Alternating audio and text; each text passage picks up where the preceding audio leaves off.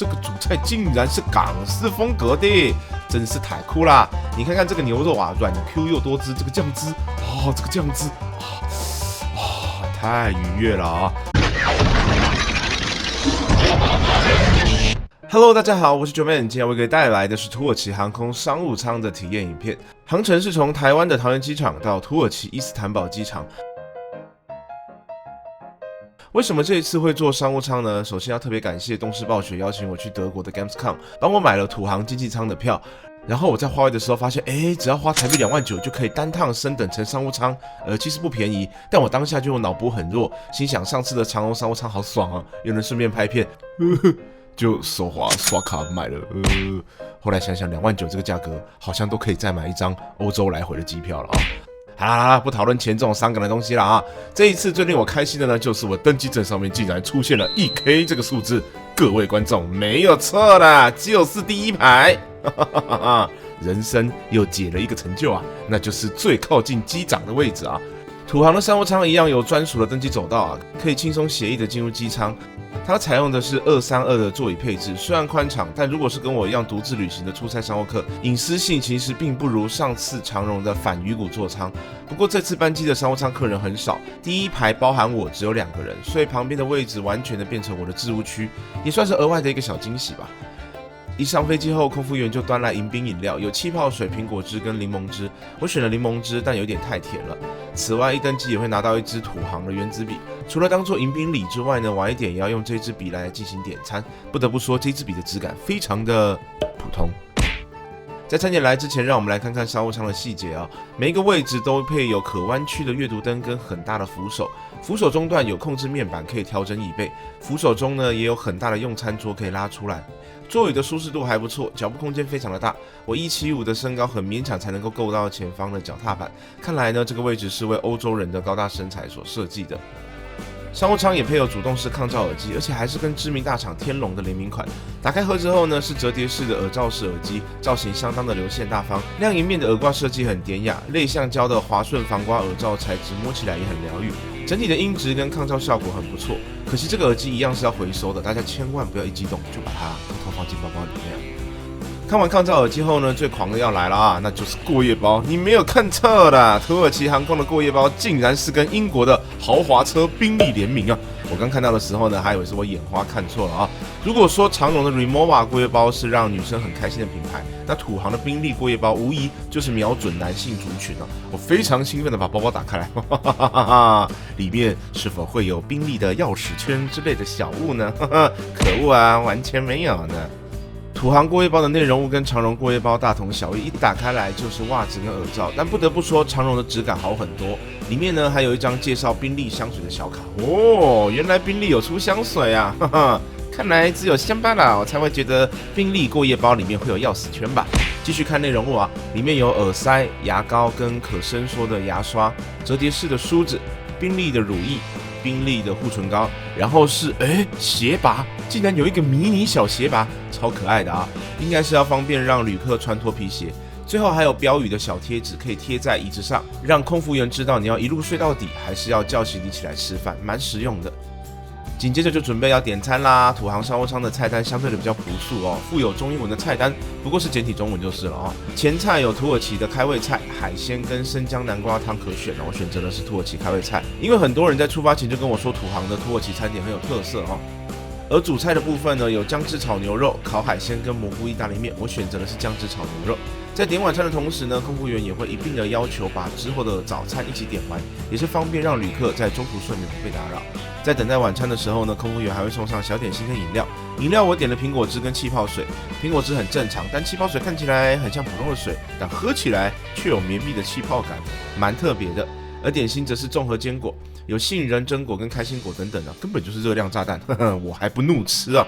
吃完点心后就开始晚餐的上菜了。前菜一上来，最吸引我的就是餐盘上竟然有蜡烛，虽然蛮漂亮的，但是在飞机上点蜡烛也太狂了吧！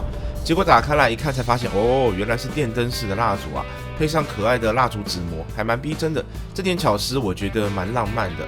接下来看一下面包，除了标配的长棍面包外呢，我还拿了一个杂粮面包。不过我汲取上次长荣商务舱的教训啊，千万不要吃到3个面包啊，不然胃会炸裂哦。土航商务舱的奶油也有预热过，非常的好挖，还附上了干香料粉。最可爱的是胡椒跟盐罐哦，竟然是清真式造型的，相当有土耳其特色。最后也附上了冷压橄榄油，但我实在不习惯用它来沾面包。土航的面包风味相当不错，我觉得快要追上欧陆国家路边小餐馆会附上的面包水准。吃完面包后，开始进攻前菜。首先是马铃薯泥，这个马铃薯泥是有调味过的，入口即化，但有一点点偏酸，吃的有点不习惯。马铃薯泥上方还有一颗看起来很像巧克力豆的东西啊，我大力咬下去之后才发现，竟然是腌橄榄啊，超级酸的啊，有点吓到我。接下来是鸡胸肉，一样也有腌制过，湿度蛮够的，吃起来很香。旁边还有土耳其的腌制小菜与cheese可以搭配。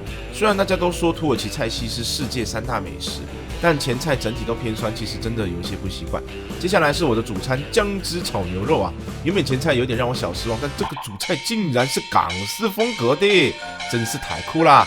你看看这个牛肉啊，软 Q 又多汁，这个酱汁这个酱汁太愉悦了啊！然后你看看这个港式炒面，再配上牛肉，哇塞，我还以为我坐的是国泰航空啊！看来土航从亚洲航线出发的班机，还是有特地准备华人口味的餐点，这点是非常欣赏的啊。紧接着是茶点时间，我手上的这一杯是土航很有名的土耳其热奶茶，我觉得口味偏淡，但香气的韵味很够。甜点的部分，土航空服员是直接推着点心塔出来给乘客选的哦，画面很壮观，可惜没有拍到。我总共拿了2种甜点，分别是草莓慕斯跟草莓提拉米苏。慕斯的口感跟层次也都蛮棒的，草莓慕斯的草莓很新鲜，不知道怎么保存的，感觉就很像是现摘的，而草莓提拉米苏就比较普通了。但甜点上呢，还有巧克力的盘饰，还是挺用心的。吃完晚餐后呢，当然就要来看看电影了。土航的娱乐系统很有趣的一点是，它的电影旁边竟然会附上 IMDB 的评分。例如画面中的 ID4 星际终结者灭绝求生的 IMDB 分数竟然只有5.5分哦，那就可以帮助我快速的筛选电影，这点我觉得很实用。另外一个有趣的点呢，是娱乐系统中竟然有跟地面同步的 Live 新闻频道，除了可以接受到第一手资讯外呢，欧足或世足期间也能够第一时间的观看比赛。我们来看一下商务舱的厕所，墙上呢放有简单的盆栽，但盆栽感觉没有怎么整理啊，反而有点杂乱的感觉。水龙头是按压开关，这一点我挺喜欢的，因为很多经济舱厕所的水龙头是感应式的，虽然可以省水，但有时候你要洗脸啊，或者是刷牙的时候要感应很多次。厕所内放置的是来自英国的 Molton Brown 精品，看来土航蛮喜欢英国货的哦。不过土航并没有像长荣一样附赠睡衣，所以我就没有特别的在浴室里面更衣了。接下来就是睡眠时间啦。土航商务舱的座椅一样可以打平，并且请空服员来铺床，但可能我这次去程啊，整个人是比较亢奋，所以睡得并不是很好。半梦半醒好一阵子后呢，就准备吃早餐啦。相对于晚餐呢，土航给的早餐就简单很多，有巧克力面包、水果跟燕麦，其中我特别喜欢燕麦，不知道为什么土航的燕麦比台湾吃到的燕麦还要好吃，可能配方不太一样。此外，我还获得了一杯看起来很健康的综合果汁，整个早餐的配置可以说是相当的养生。吃完早餐后呢，还觉得有点饿，我便跟空服员说有没有点心啊？他问我要点什么，我就说那都来一点好了。结果我就获得了这么一大盘的点心啊，超壮观的啦！有三明治、苏打饼干、牛奶夹心饼干、Snickers、葡萄干跟品客洋芋片。特别要讲的是品客洋芋片，大家可以看到它的封膜特别的蓬，主要就是因为飞机在高空中气压偏低，所以在平地包装的物品就会膨胀，也因此很多人说飞机上的食物吃起来比较难吃，一部分其实就是因为气压的关系。我连忙打开测试一下，可恶啊，这个品客跟平地上一样好吃啊，就默默的把它吃完了。而这一次的土耳其航空之旅，就在我跟这些点心的搏斗中画下了句点。综合来说，这一次的土航商务舱表现我觉得相当的不错哦，但座位的隐私比较不足，餐点的豪华程度呢还是略输长荣商务舱。